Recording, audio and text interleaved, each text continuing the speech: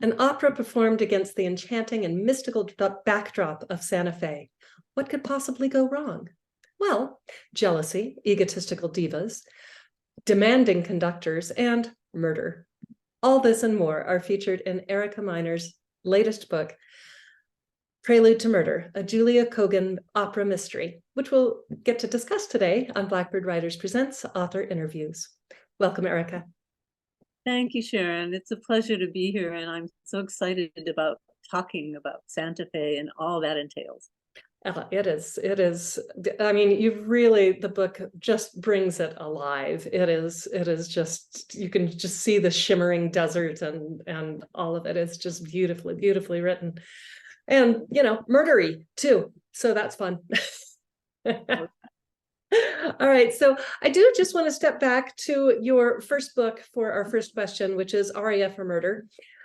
Someone very important to Julia is murdered, and then a friend is accused. And so she just gets embroiled in the investigation. For those of our fans who haven't read the first book yet, which they should, is there one thing that they need to know to carry into book 2? I think it's all about Julia, the fact that she's a very sensitive artist, and yet she survives being the target of a killer. So that's good to know, that she's a character who finds strengths she never knew she had, and then goes on to her next adventure. There you go. Yeah, and she has this constant doubt, and am I good enough? And I need to do more of this and more of this, and then she's just like, brilliant. So she's a really fun character to spend time with. All right, so Julia is a violinist, as were you, and she is the concert master in Prelude to Murder. So can you tell our fans who aren't involved in orchestras what a concert master is, why they're important? What are their duties? Well, as a violinist, everybody learns right off the bat what a concertmaster is, because the concertmaster is the first of the first violinists in any orchestra and has any number of responsibilities. First of all, when you go to a concert, you might notice the concertmaster is the one who gets up in front of the orchestra, signals to the first oboe for the note A, and the whole orchestra is supposed to tune to that pitch so that we can all be in tune with each other. But that's just for starters. And concertmaster can be responsible for leading an entire orchestra. In fact, in the UK, the title is actually leader as opposed to concertmaster. So that gives you a sense of how important a concertmaster is in leading an orchestra, especially in an opera orchestra, where the conductor not only is responsible for leading the orchestra, but all the people on stage, the singers, the actors, and whoever else might be there. So it's a lot to deal with. That gives the concertmaster a lot more responsibility, because the rest of the orchestra looks to the concertmaster for that leadership, which the concertmaster, a really good one, and we had the greatest of the great when we were at the Met, Ray Nevik. He was leading with his body and his facial expressions and his gestures. And so all eyes are on you when you're concertmaster. We all look to this person for guidance. And in fact, there have been situations where conductors have either not been entirely up to the task, or they get lost. I mean, conductors are human. Sometimes they get lost. They do, especially some older ones. And there was even one performance where a conductor keeled over, and the concert, it happens. This is a great thing about writing books that happen. So Ray, our concertmaster, got up and started conducting with his bow, with his violin bow, to make sure that the show must go on. The show must go on. It's a hugely important role. Now, it's very rare for someone as young as Julia in her early 20s to be concertmaster of a major orchestra, which just goes to show how immensely talented she is. Thank you. That is awesome. I used to sing in choirs and would perform with symphonies, and one concertmaster for the Phoenix Symphony used to kind of off-key hum along Oh, yeah. in the choir. So you could just hear him going, dun, dun, dun, dun, dun, dun, dun, dun. It's like, At least he didn't beat his foot, right? Or did he? what? At least he didn't beat his foot, or did he? Oh, no, he didn't. We had one maestro who used to do his downbeats like this. That was, he went up on a downbeat, and it was, it took some getting used to. Wow. Okay. All right, so Julia does work for the Metropolitan Opera. So why would you set your second book in Santa Fe instead of New York City? Well, that's an interesting story. Actually, it was at the suggestion of one of my readers who is very erudite. He's a real opera aficionado, and he was a big fan of the first book. After he read it, he messaged me on Facebook and he said, how about a sequel? I'm like, really? And then he said, yes, you have to write a sequel, and you have to set it at Santa Fe Opera. Why? Well, I soon found out. I was fascinated with the whole idea. So I thought, yes, this company has an absolutely unique history, and it's in a city, Santa Fe, that has another unique history, not to mention New Mexico in general. The Santa Fe Opera has an outdoor theater that's absolutely fascinating. It's gorgeous. It looks like a big ship if you see pictures of it. And the atmosphere of the theater and of the mountains surrounding it and the desert, highly mysterious, highly mysterious. I later found out in my research that there are thought to be more ghosts in Santa Fe than anywhere else in the US. So that adds to the fact that it's a mysterious atmosphere. And of course, readers will find out more when they read the book. But New Mexico, I discovered, is truly the land of enchantment. And an opera company in the middle of the desert, I mean, how could I resist? No, it is really mystical a setting, and you feel it when you go to places like that. And Julia, as an artist, is sensitive, so she's particularly open to, you know, these kinds of mystical feelings. So that plays out nicely. So at one point, Julia's biggest fear about performing in Santa Fe is they wear cowboy boots to the opera. I used to work for Arizona Ballet, and yeah, people would call and ask, what do I wear? And it's like denim and diamonds. This is just what you do. So for you, as somebody who performed in New York, where was your biggest culture shock performance? For me, and this was actually a good culture shock, this was in Japan when we were on tour with the Met. The audiences in Japan are the most enthusiastic, appreciative of anywhere I've ever performed. They loved every minute of our performances, both opera and symphony. We did some symphony concerts, just the Met Orchestra. Sometimes at the symphony concerts, they would actually, at the end, they'd rush up to the stage with these huge bouquets of flowers and throw them up onto the stage at our feet. I mean, it was just amazing. And after some of these performances, they would wait for us at the stage door, and they would applaud each one of us individually as we came out of the stage door. I mean, talk about feeling appreciated. It was just a whole different kind of culture and unforgettable. It was a great, great experience. That sounds magical. That would be amazing. So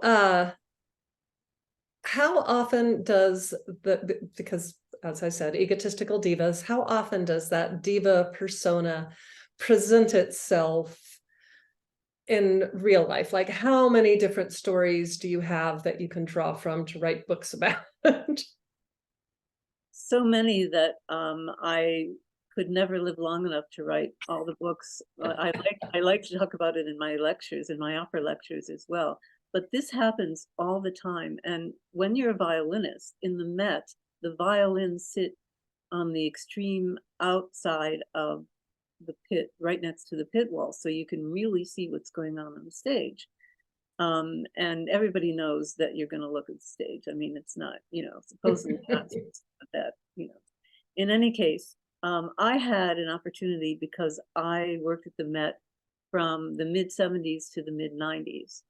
And that was when all those great performance of that time, like Pavarotti and Beverly Sills and Leonard Bernstein, I mean, it was an incredible experience. But these people also, not Beverly, she was amazing, but others had tantrums and blow-ups right on the stage. I mean, they would blow up at the conductor, they would blow up at each other during rehearsals, of course, although there was one incident where one of these detestable divas looked like she was about to explode with fury right in the middle of a performance on TV, no less. Oh my gosh. It was from the audience.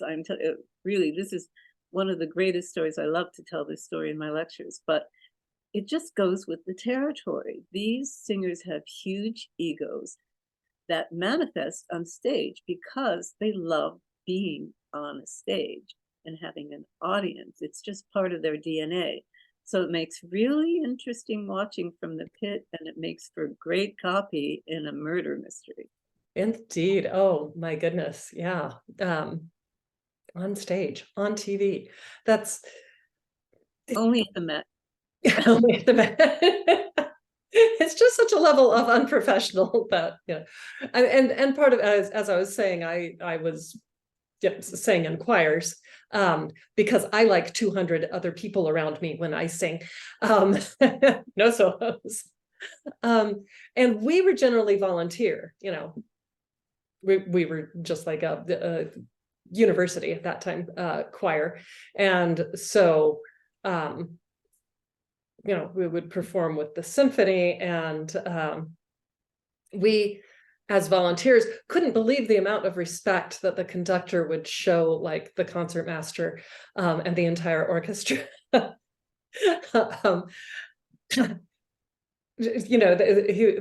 concertmaster would just, set the bow down, and the conductor would stop, mid phrase. And we were, as the volunteer choirs, especially as part of the university, we would just keep singing because we always went beyond time. But when you have a union orchestra, they say stop. Yes, stop. And we were just flabbergasted at yeah, it is quite amazing, I have to say. But that's a whole other discussion. I have to say, this particular diva, really, I mean, people were catcalling from the audience. Yeah, so it had a long story having to do with something that she said about Maria Callas in an opera news interview. But in any case, she looked like she was about to explode. But we thought, okay, what's going to happen? And what she did was she had about 2 seconds of looking furious, and then she launched into this aria and sang it better than ever. So that turns out to be, and all the fury all the fury into that aria, and it actually turned out to be she was quite the pro in every way. That's amazing. Yeah. So one of the things that I love about these books is that theaters, just in general, they're just fantastic. There's backstages, there's set pieces, there's the fly space where the curtains go up. There's so many places to hide a body. So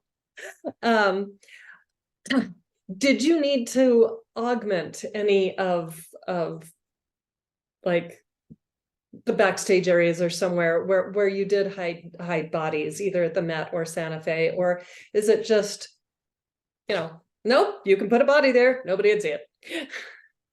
It's naturally inherent. I think you're absolutely right. Theaters are great places for mischief, and the Met being such a huge one, had all of these dark hallways and hidden stairways and places where not only you could hide bodies, but people could hide behind and watch other people and think of, you know, mischievous things to do. So I thought it would be best to stay true to the exact specs of these theaters, because you can't go wrong. You can't get better than that. And that makes the atmosphere of the stories as authentic as possible in order to exploit that mischief making to the max.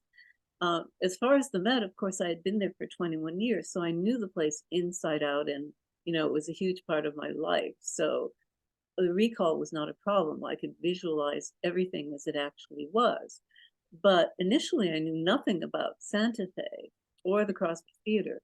But I went out there, as it turned out that one of my very close friends was the director of the apprentice program there. The apprentice program, which I talk about a lot in the book, is one of the most important ones in the country.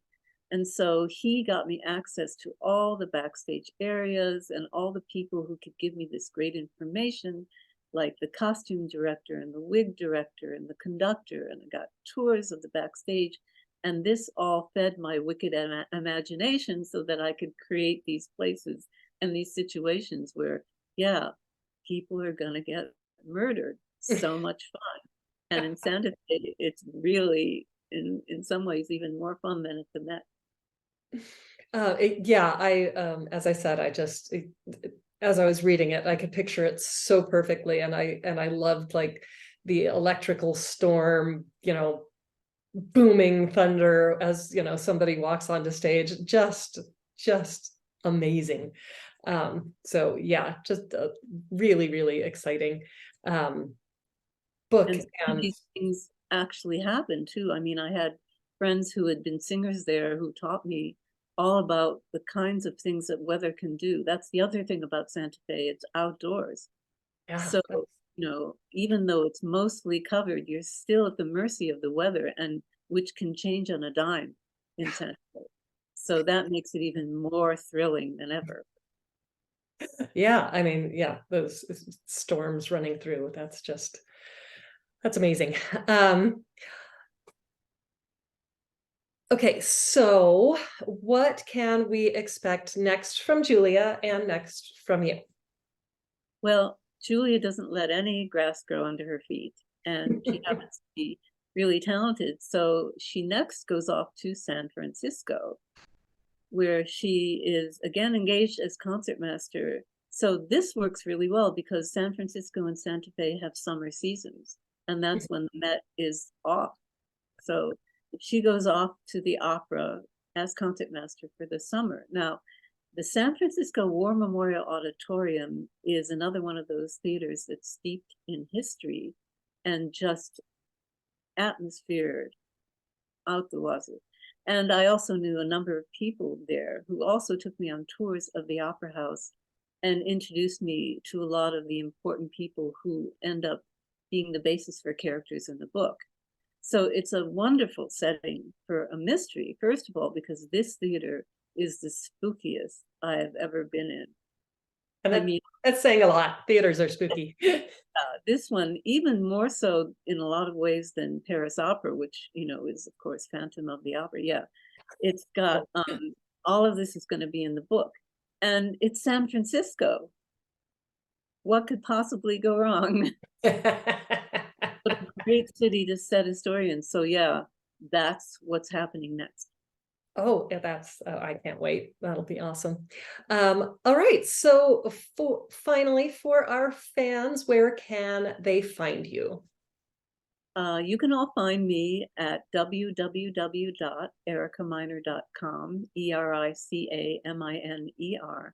Not the musical miner, the coal miner, but after all, I was in the mines for 21 years.